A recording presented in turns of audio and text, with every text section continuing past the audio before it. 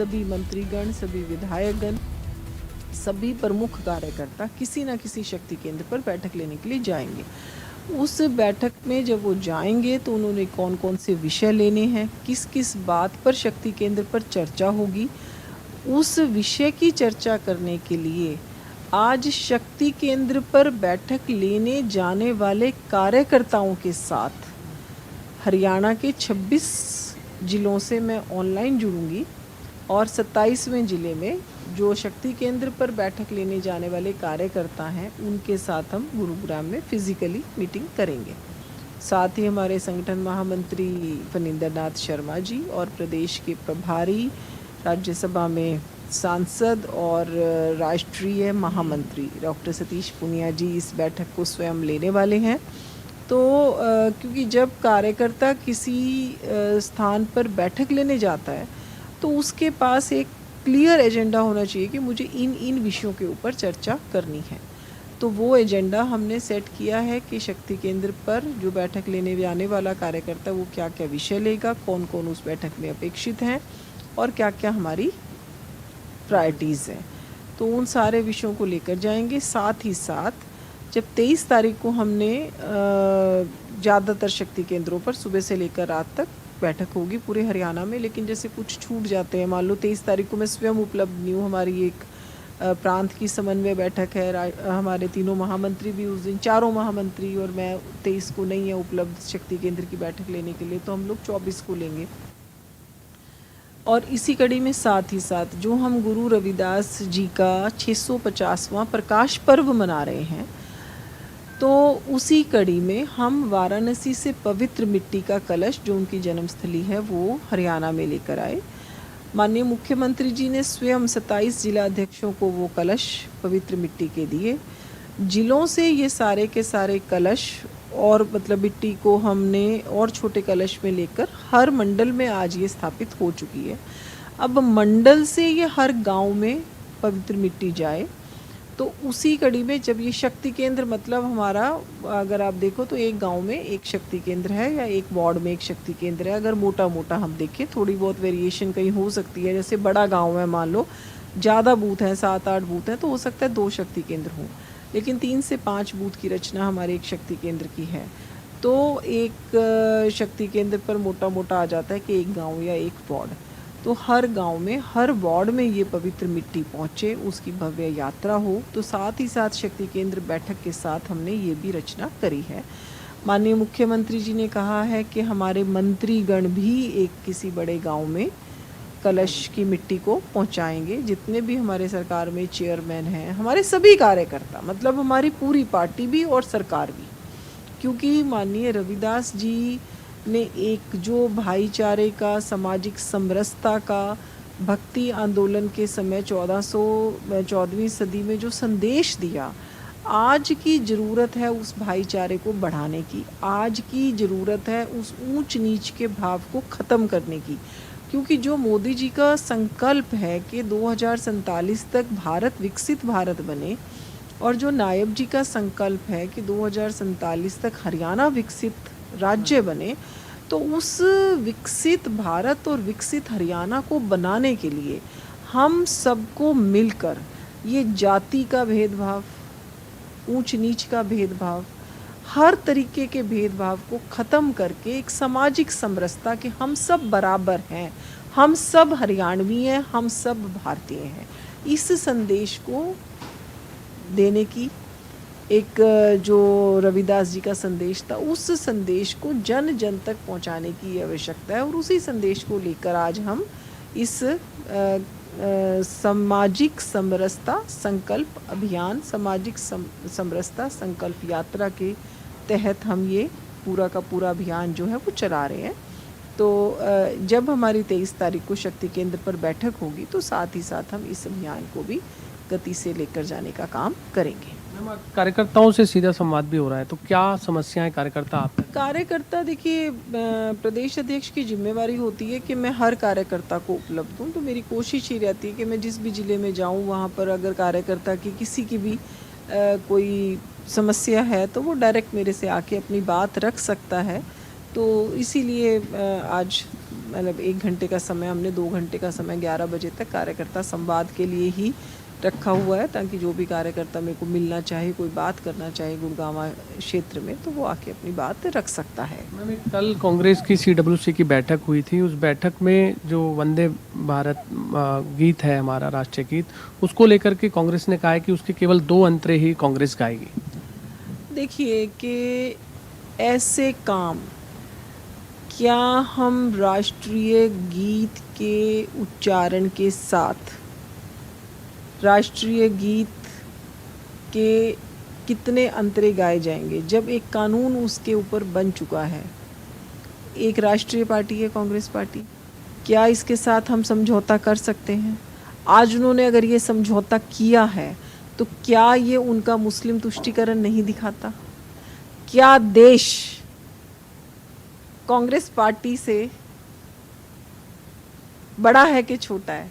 राष्ट्रीय गीत का उच्चारण कैसे हो, कितने अंतरे उसमें बोले जाएंगे, जो भी कानून बनता है, जो भी संविधान बनता है, वो क्या कांग्रेस पार्टी से, ये कांग्रेस पार्टी को सोचने की बात है कि क्या हम देश से, संविधान से, कानून से हम बड़े हैं? एक तरफ भारतीय जनता पार्टी है, एक तरफ हमारे देश के प्रधानमंत्री हैं, जो हमेशा एक ही बात कहते हैं कि राष्ट्र सर्वोपरि, राष्ट्र सर्वोपरि, राष्ट्र के बाद हमारा दल है, दल के बाद हमारा परिवार है, और परिवार के बाद हम हैं। और एक तरफ कांग्रेस पार्टी है कि हम ही सर्वोपरि, हमारा ही परिवार सर्वोपरि, जो हम कहें वो ही ठीक है, क्योंकि आज तक इन्होंने कभी राष्ट्र को, राष्ट्र के संविधान को प्राथमिकता नहीं दी। वो 2 अंतरे गाने का 1947 में बंटवारा हुआ तो नेहरू जी, मुझे प्रधानमंत्री बनना है चाहे देश को 2 टुकड़े हों। जब 1975 में इमरजेंसी लगी तो मुझे प्रधानमंत्री के पद पर बने रहना है, चाहे लाखों करोड़ों लोगों के साथ कितना भी अत्याचार हो, चाहे देश के संविधान की धज्जियां उड़े। और आज जब हम बंकिम जी ने जो हमें एक ऐसा राष्ट्रीय गीत दिया जिसमें हम केवल अपनी भारत माता, उसकी वंदन करते हैं, उसका अभिनंदन करते हैं, और एक ऐसा गीत जो किसी के भी विरोध में नहीं है, जो देश के लिए है, देशभक्ति से ओतप्रोत है, उस गीत को गाते हुए किस तरीके से हमारी सांसद हैं सोनिया गांधी जी, और किस तरीके से हमारे लीडर ऑफ ऑपोजिशन हैं राहुल गांधी जी, किस तरीके से उन्होंने, जब कांग्रेस पार्टी हेडक्वार्टर में वंदे मातरम गाया जा रहा था, तो किस तरीके से उन्होंने राष्ट्रीय गीत की अवमानना की, ये हम सब ने देखा। लेकिन हर रोज ये अपने ऐसे ऐसे कार्यों से अपना चरित्र जो है वो देश के सामने लेकर आते हैं। लास्ट सवाल, सभी समाज को साथ लेने की बात कांग्रेस ने की है इस 2 अंतरे गाने को लेकर। वो कह रहे हैं कि हम सभी समाज को साथ लेकर। सभी समाज क्या देश से बड़े हैं?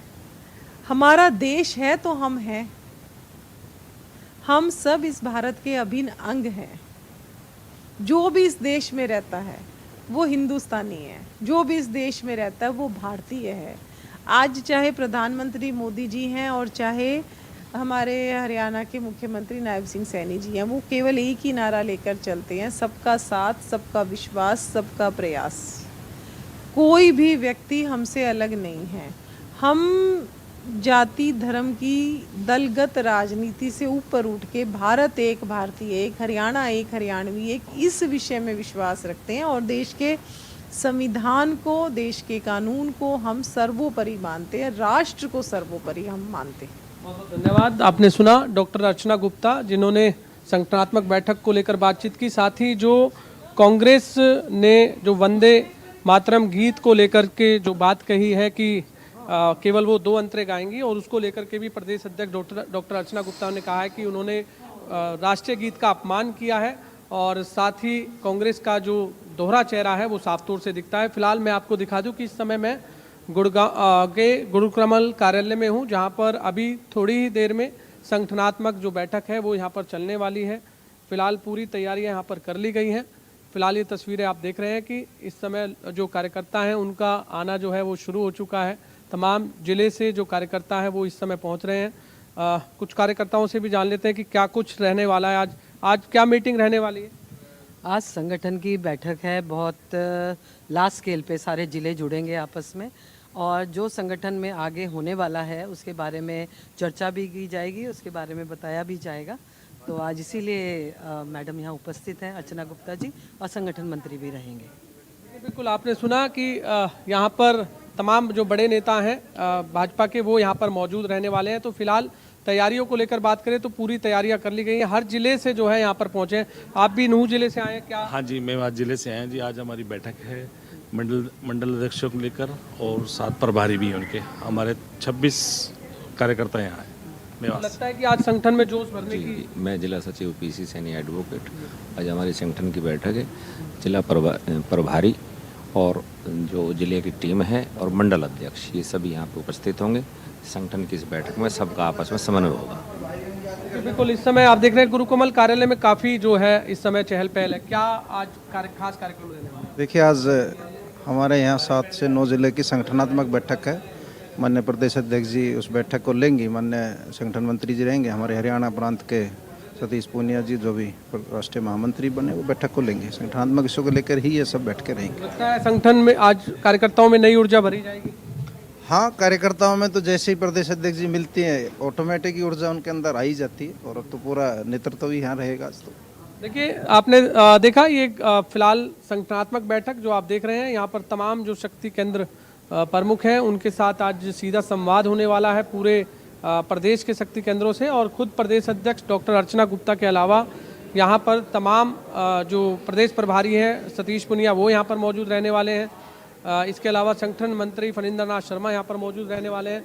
कार्यकर्ताओं में आज जोश लग रहा है, भरा जा रहा है। हाँ, बिल्कुल जोश भरा जा रहा है, क्योंकि आज हमारे यहाँ हमारी अध्यक्षा जी यहाँ पे आई हुई हैं, और हमारे जो अभी महामंत्री जी बने हैं डॉक्टर सतीश पुनिया जी, वो भी अभी हमारे बीच में उपस्थित होने वाले हैं। आज कार्यकर्ताओं में बहुत उत्साह है, और उत्साह है, और उनका बड़े ही गर्मजोशी से हम उसका स्वागत करने वाले हैं। बिल्कुल, यहाँ पर आप देख रहे हैं कि इस समय जो कि जिला अध्यक्ष हैं सर्वप्रिय त्यागी जी, आज लगता है जिले के कार्यकर्ताओं में काफ़ी जोश भरने की तैयारी है। देखिए, आज यहाँ पे संगठनात्मक की बैठक रखी है, उसमें माननीय प्रदेश अध्यक्ष जी का हमें जो मार्गदर्शन मिलेगा। 9 जिले के सभी मंडल अध्यक्ष, मंडल के प्रभारी, जो आगामी कार्यक्रम है उनकी रूपरेखा तैयार की जाएगी, और जो पूर्व में जो कार्यक्रम किए गए उनकी समीक्षा की जाएगी। तो लगता है कि जो कार्यकर्ताओं की बात अपने दिल में है, आज प्रदेश अध्यक्ष खुद स्वयं सुन रहे हैं। देखिए, माननीय प्रदेश अध्यक्ष जी का कल फ़ोन आया था कि मैं जो कार्यक्रम का समय उससे 1 घंटा पहले आके कार्यकर्ताओं की कोई समस्या है, उनको कोई विषय पे बात करनी है, तो उनके लिए माननीय प्रदेश अध्यक्ष जी बैठे और कार्यकर्ता बारी बारी उनसे मिल रहे हैं। देखिए, बिल्कुल आपने सुना, यहाँ पर इस समय गुरुकमल कार्यालय में तमाम कार्यकर्ताओं में जो जोश भरा जा रहा है। प्रदेश अध्यक्ष डॉक्टर अर्चना गुप्ता स्वयं सभी कार्यकर्ताओं से सीधा रूबरू हो रही हैं, उनसे सीधा संवाद कर रही हैं और तमाम उनकी समस्याओं को सुन रही हैं। जी,